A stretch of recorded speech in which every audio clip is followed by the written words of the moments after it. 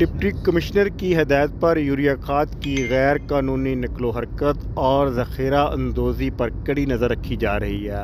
آج assistant commissioner صادق آباد محمد سلیم آسی نے اس سلسلے میں 2500 بوری یوریا کھاد جو کہ ایک پرائیویٹ کمپنی وی ایگرو کمپنی کے گودام میں ذخیرہ کی گئی تھی، اسے ذخیرہ اندوزی ایکٹ کے تحت مالکان پر اندراج مقدمہ کرتے ہوئے کارروائی شروع کر دی۔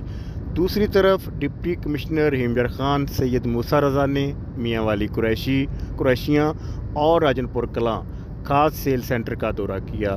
ڈپٹی کمشنر نے کسانوں کی سہولت کے لیے یو.سی سطح پر کنٹرول ریٹ پر کھاد کی فروخت کے عمل کا جائزہ لیا۔ ڈپٹی ڈائریکٹر زراعت اقرار الحسن سمیت دیگر احکام بھی ہمراہ موجود تھے۔ کسانوں کو زمین کے ریکارڈ کے مطابق محکمہ زراعت کھاد 1850 روپے میں فروخت کرنے کے لیے کوشاں ہے۔